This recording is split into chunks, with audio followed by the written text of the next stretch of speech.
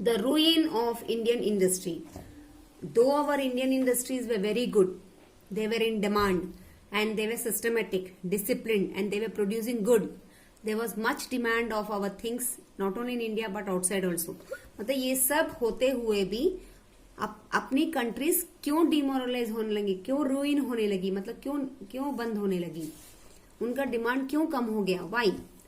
With the advent of the British in India and later establishing themselves as the rulers of India, Indian industries faced slow but total ruin following other reasons.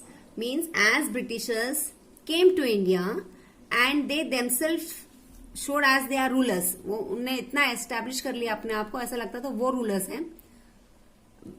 But they have come to India, वो India में आए but इतना create कर लिया उन लोगों ने अपने आप को कि वो हमको लगता था वो हमारे रूलर्स हैं.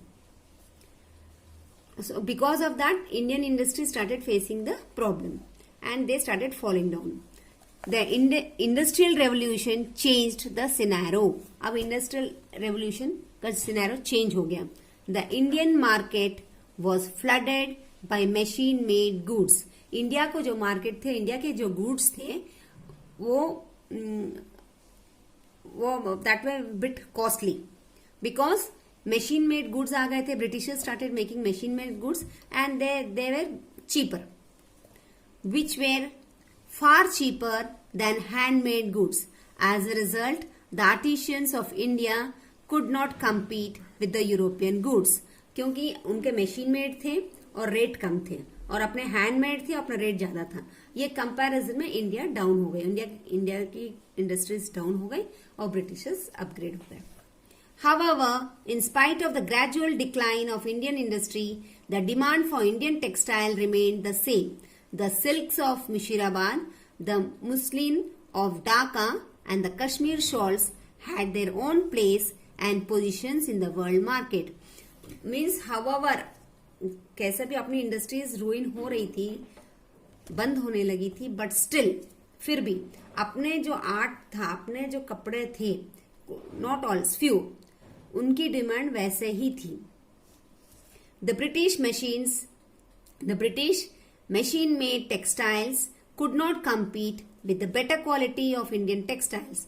So in 1720, laws were made by the British government which banned the import of Indian textiles into Britain. क्योंकि इंडियन इंडस्ट्रीज में प्रॉब्लम हो रही थी, बट स्टिल जो इंडिया का आर्ट एंड क्राफ्ट था, जो टेक्सटाइल्स थे, जो कपड़े थे, उनका डिमांड उतना ही था. तो ये Britishers they were not able to digest, means so they stopped. उन्होंने एक लॉ निकाला कि जो भी इंपोर्ट्स हो रहे हैं वो ब्रिटेन में इंपोर्ट नहीं आएगा, मीन्स जो कपड़े बाहर से आ रहे थे वो नहीं आएंगे. The farmers of India were force to produce cotton as raw materials for the British industries. और ब्रिटिशर्स ने इंडियंस को फोर्स कर दिया कि वो रॉ मटेरियल तैयार करेंगे, किसके लिए? ब्रिटिश की इंडस्ट्रीज के लिए.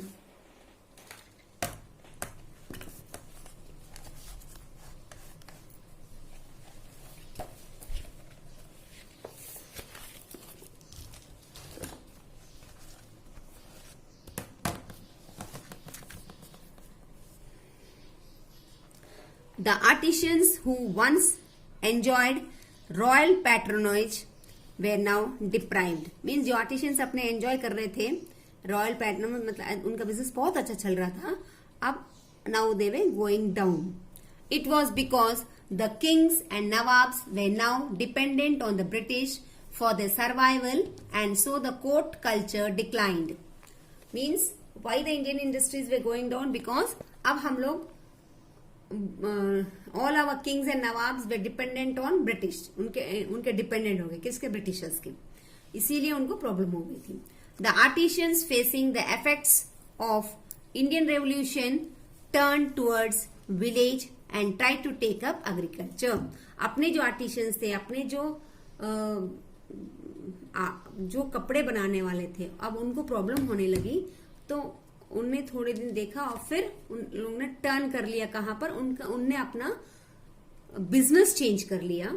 वो आर्टिशंस जो थे अब एग्रीकल्चर की तरफ मुड़ गए थे वो लोग. They started doing the agriculture. This only increased the fragmentation of land. Moreover, the artisans took up other professions and gradually they forgot their own profession.